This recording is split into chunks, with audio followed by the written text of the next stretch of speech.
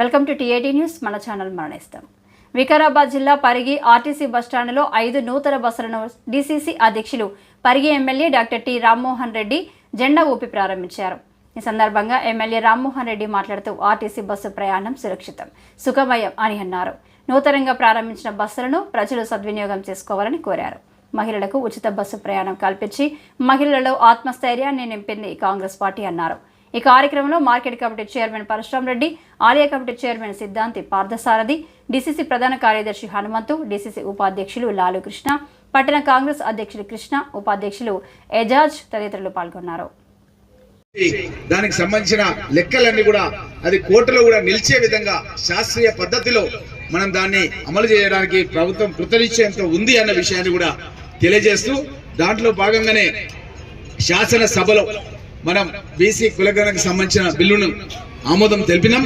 కాబట్టి మీరు కూడా దీనికి సంబంధించిన ఒక వేడుకలు నేను చూసిన కొన్ని మన దగ్గర కూడా కొన్ని ప్రోగ్రామ్ చేసిరు, అంతలో కూడా మనం చేయాల్సిన అవసరం ఉంది.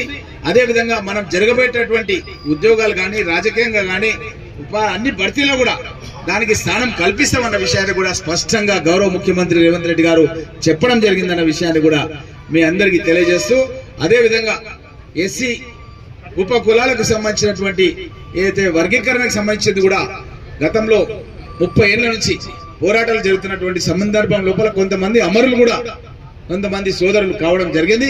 దానికి సంబంధించింది కూడా సుప్రీంకోర్టులో పెద్ద అడ్వకేట్లను పెట్టి గౌరవ ముఖ్యమంత్రి రేవంత్ రెడ్డి గారు కృషి చేసి ఒక మంచి ఆర్డర్ రాగానే అనుకోకుండా మేము ఆ రోజు అదృష్టవశాత్తు శాసనసభలోనే ఉన్నాం.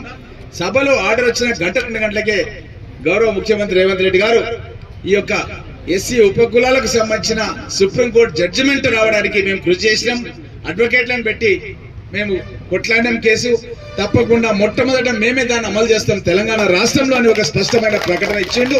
ఇచ్చిన ప్రకటన ప్రకారం ఈ రోజు మన భారతదేశం మొత్తంలో కూడా తెలంగాణ రాష్ట్రంలో ఉన్న ఎస్సీ ఉపకులాలకు సంబంధించినటువంటి దాన్ని మనం అమలు పరిచే విధంగా దాన్ని ఆల్రెడీ బిల్లును కూడా దాన్ని పాస్ చేసుకోవడం జరిగిందన్న విషయాన్ని తెలియజేస్తూ, అదే విధంగా ఇది ఎవరికి కూడా వ్యతిరేకం కూడా కాదు అన్నది కూడా దామోదర్ రాజనరసింహ గారు మన హెల్త్ మినిస్టర్ గారు చాలా స్పష్టంగా చెప్పారు.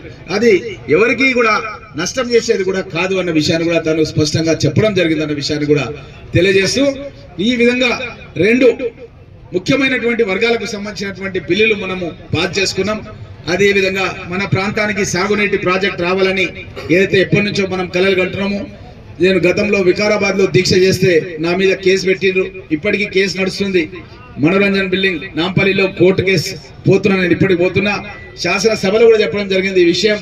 కాబట్టి మన ప్రాంతానికి సాగునీరు అందించాలని నాకు ఎప్పటి నుంచో ఒక కళ. నా చిన్నప్పుడు మాకు చాలా భూములు, మా తాతకు 350 ఎకరాల భూమి ఉండే, 7 కొడుకులు 4 బిడ్డలు, మా తాతకి 2 భార్యలు. అయితే భూమి మాత్రం కొంతలో చేస్తుంటే అప్పుడు ఒక 20-30 ఎకరాలు చేస్తుంటే మిగతా అంతా పడ ఉంటుండే. అరే ఎప్పుడైనా సరే అంత భూమి కూడా చెయ్యాలి అనేది ఒకటి నా లోపల తపన ఉంటుండే. అది ఎట్లా చేయాలని ఒక రోజు ఒక బోరు బండి తీసుకొచ్చి ఒకటే రోజు ఒక 10 బోర్లు కంటిన్యూగా 1-2 డేస్ సీనే పెట్టి వేయడం జరిగింది. అప్పుడు చెరువు దగ్గర మా అనంతయ్య సర్పంచ్ ఇక్కడ లేడు, ఆ బోరు చాలా బాగా సక్సెస్ అయ్యి అది 6 ఇంచుల బోర్ పడితే ఫస్ట్ బోర్ అదే, బాస్పల్లి శివరెడ్డిపల్లి ఆ ఏరియాలో ఫస్ట్ బోర్ అదే. చాలా మంది చూడడానికి వస్తారు, ఆ బోరు ఇంతకన్నా నీళ్ళు వస్తున్నాయి అని చెప్పి చూడడానికి వస్తారు. అట్లా అప్పటి నుంచి కూడా ఒక రైతు బిడ్డగా తప్పకుండా మన ప్రాంతానికి ఏదైనా సాగునీరు ఉంటే బాగుంటది. ఎందుకంటే మన ప్రాంతం లోపల చాలా సన్నకారు చిన్నకారు పేద రైతులు ఉన్నారు. మనకే ఇంత కష్టం ఉంటే వాళ్ళకి ఎంత కష్టం ఉంటుంది అన్న ఆలోచన చేసి ఈ యొక్క సాగునీటి ప్రాజెక్టుల మీద దృష్టి పెట్టడం జరిగింది. గతం లోపల వాళ్ళు ఎన్ని హామీలు ఇచ్చినా ఏది కూడా నెరవేరలేదు. ఇప్పుడు తప్పకుండా మనం పాలమూరు రంగారెడ్డి లిఫ్ట్ ఇరిగేషన్ లో భాగంగా మన కొందుర్గు మండలం అన్నది మన పక్క మండలం షాద్నగర్ కాన్స్టిట్యున్సీ, అదేవిధంగా పరిగి మండలం సైద్పల్లి బార్డర్ లోపల వీలైనంత వరకు మన భూములకు నష్టం లేకుండా కొద్దిగా రైతుల సోదరులు చాలా మంది ఏంటంటే కోరుతున్నారు. ఇక్కడ ఇంతకుముందు మన మార్కెట్ కమిటీ చైర్మన్ గారు చెప్పారు, నర్సిరెడ్డి గారు ఇక్కడే ఉన్నారు, వాళ్ళు కూడా చెప్తున్నారు చాలాసార్లు. కాబట్టి నష్టం లేకుండానే మీరు ఒక విలేజ్ నక్ష తీసుకోండి. అవన్నీ తీసుకుంటే నేను ఉన్నతాధికారుల్లో చీఫ్ ఇంజనీర్స్ తో మాట్లాడి ఎక్కువగా నష్టం లేకుండా అక్కడ గవర్నమెంట్ ల్యాండ్స్ కూడా చాలా ఉన్నాయి ఆ ప్రాంతం లోపల. మనం చాలా సార్లు మీటింగ్ పెట్టినాం. గతంలో రేవంత్ రెడ్డి గారిని తీసుకుపోయి మీటింగ్ పెట్టినాం, ఉత్తమ్ కుమార్ రెడ్డి గారిని తీసుకుపోయి మీటింగ్ పెట్టినాం, బట్టి విక్రమార్ గారి పాదయాత్రలో కూడా మీటింగ్ పెట్టినాం అక్కడ అదే స్థలం లోపల. కాబట్టి స్పష్టమైన అవగాహన మీకు ఉంది. అక్కడ గవర్నమెంట్ ల్యాండ్స్ ఉన్నాయి, ఆ గవర్నమెంట్ ల్యాండ్స్ ఉన్న సైడే ఆ ప్రాజెక్ట్ పెట్టి నీళ్లు మన సైడ్ వచ్చే విధంగా దాన్ని ప్లానింగ్ చేద్దామన్న విషయాన్ని కూడా మీకు అందరు కూడా తెలియజేస్తూ, అయితే దానికి ఇప్పటి నుంచి దృష్టి పెట్టాలి, మనం పోయి రావాలి, అధికారులకు కూడా అవగాహన కల్పించాలి, ఆ విధంగా ప్రయత్నం చేద్దామన్న విషయాన్ని కూడా మీకు అందరు కూడా తెలియజేస్తూ, దగ్గర అంచనా వ్యయం ఈ యొక్క ప్రాజెక్ట్ కట్టడానికి నేను ఇక్కడ నుంచే ఫోన్ చేసిన, ఎందుకంటే నిన్ననే బడ్జెట్ లో పెట్టించినాం. ఈ బడ్జెట్ లో పెట్టియడం అంటే ఆషామాషి కాదు, దీని వెనుక ఎంతో ప్రయత్నం, చాలా కష్టపడితే తప్ప బడ్జెట్లకు రాదు, అనౌన్స్మెంట్ కాదు. దీని వెనుక చాలా తీవ్రమైనటువంటి ప్రయత్నం, తీవ్రమైనటువంటి ఒత్తిడి ప్రభుత్వంలో ఉన్నటువంటి ముఖ్యుల దగ్గర నేను చేసి ఈ ప్రాజెక్ట్ లో పెట్టే విధంగా కృషి చేయడం జరిగిందన్న విషయాన్ని మీకు తెలియజేస్తూ, దగ్గర 5,000 కోట్ల రూపాయలు, తక్కువలో 5,000 కోట్లు, ఇంకా పెరిగే అవకాశాలు ఉన్నాయి. 5,000 కోట్లకు సంబంధించినటువంటి ఈ రిజర్వాయర్ ఈ యొక్క మన ప్రాంతం లోపల వస్తుంది. ఇంతకు ముందు మన దగ్గర ఉన్నాయని కూడా చెరువులే, కానీ రిజర్వాయర్స్ కావు. ఇది మొట్టమొదటి రిజర్వాయర్, మన రంగారెడ్డి జిల్లాలోనే మొట్టమొదటి రిజర్వాయర్ ని మన కొందుర్గు పరిగి లక్ష్మీదేవిపల్లి ప్రాజెక్ట్ ను మనం నిర్మించుకోబోతున్నాం. దాంట్లో కూడా సత్వరమే నిర్మాణం చేస్తామని చెప్పించడం జరిగిందన్న విషయాన్ని కూడా మీ అందరికీ నా యొక్క ముందు చూపుకు నిదర్శనం. సత్వరమే అన్న వర్డ్ కూడా దాని లోపల మాట్లాడడం జరిగింది అన్నది మీ అందరి దృష్టికి తెలియజేస్తూ, ఈ యొక్క పనులు ప్రారంభం అయిపోతే మనకు కూడా ఇక్కడ చాలా మంది కార్యకర్తలకు కూడా కొన్ని పనులు చేయడానికి వస్తుంది. ఎందుకంటే దాంట్లో కూడా చాలా పనులు ఉంటాయి, ఎవరికి జేసీబీ ఉంటుంది, ఎవరికి టిప్పర్ ఉంటుంది, ఆ బండి ఉంటుంది. ఎందుకంటే ఎవరు వచ్చినా పెద్ద కాంట్రాక్ట్ వచ్చినా మనం చెప్తే మళ్ళీ బండ్లు పెట్టుకుంటారు. కాబట్టి ఎన్నో ఏళ్ళ నుంచి మీరు అంతా కష్టపడి పనిచేస్తున్నారు.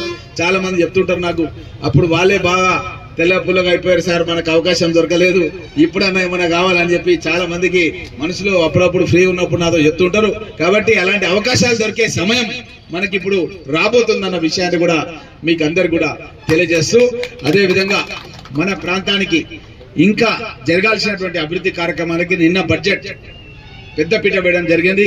దగ్గర 60,000 కోట్ల రూపాయలు సంక్షేమ పథకాలకే.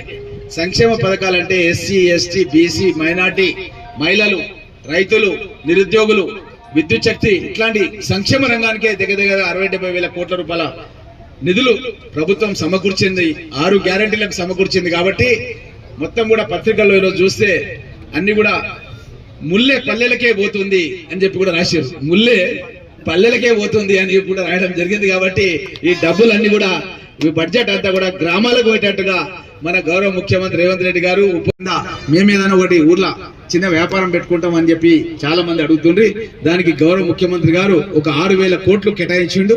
ఈ 6,000 కోట్ల రూపాయలతోన ఈ యొక్క మన నియోజకవర్గంలో కూడా చాలా మంది 5,000 మంది లబ్ధిదారులను గుర్తించే ప్రక్రియలో ప్రభుత్వం ఉన్నది. కాబట్టి మీరు కూడా ఎవరైతే పనిచేసారో మీకు తెలుసు, కాబట్టి వాళ్ళందరికీ కూడా దాని సిస్టమ్ మీకు తెలుసు, అన్ని వాట్సాప్లలో పెట్టినాం, దాని అప్లికేషన్లు పెట్టేది ప్రొసీజర్ అంతా కూడా మీకు తెలుసు. కాబట్టి అప్లికేషన్స్ పెట్టించేస్తే తప్పకుండా కలెక్టర్ గారి దగ్గర కూర్చొని వాళ్ళందరికీ కూడా ఈ యొక్క ఆర్థికంగా వాళ్ళని పైకి తీసుకోవడానికి కృషి చేస్తామన్న విషయాన్ని కూడా మీకు అందరు కూడా తెలియజేస్తూ, తప్పకుండా ఈబీసీలు ఎవరైనా ఉంటే కూడా ప్రత్యేకంగా ముఖ్యమంత్రి గారిని కోరడం జరిగింది. వాళ్ళకు కూడా సపరేట్ గా ఈ ఫండ్ కాకుండా వాళ్ళకు కూడా ఒక 600 కోట్లు అట్లా పెట్టి ఈబీసీలకు కూడా ఇచ్చినట్టుగా ముఖ్యమంత్రి గారు ఇంకొక కార్యక్రమం కూడా తీసుకుంటాననే మాట కూడా చెప్పడం జరిగిందనే విషయాన్ని కూడా మీకు అందరు కూడా తెలియజేస్తూ, అదే విధంగా మన ప్రాంతంలో ఇంకేదైనా సమస్యలు ఉంటే కూడా మీరు నా దృష్టికి తీసుకొచ్చినా, మండలాధ్యక్షుల దృష్టికి తీసుకొచ్చినా వెంటనే అన్ని సమస్యలు పరిష్కారం చేయడం జరుగుతుంది. 27 తారీఖు మా శాసనసభ లాస్ట్ డే ఉన్నది. ఆ తర్వాత మళ్ళీ మన గ్రామాల లోపల సిసి రోడ్లు, చాలా రోడ్లు మన గ్రామాల లోపల వేయడం జరిగింది. అవన్నీ కూడా ఇనాగరేషన్ ప్రోగ్రామ్స్ పెడదాం, వర్క్స్ అన్ని కూడా స్టార్ట్ చేశారు. ఇంకా నా దృష్టికి వచ్చింది, మండలాధ్యక్షులకు మీ దగ్గర ఉంటుంది ఇన్ఫర్మేషన్, ఎవరెవరు ఇంకా వర్క్ ప్రారంభించలేదు అన్నది నేను కూడా అధికారుల దగ్గర తీసుకున్నా, మీకు వాట్సాప్ పెడతా. వెంటనే వాళ్ళు ఎంబడి ఆ వర్క్స్ అన్ని కూడా మీరు స్టార్ట్ చేయాలి. ఎందుకంటే ఈ నెల అయిపోతే బిల్స్ రావు, పనులు కూడా జరిగాయి.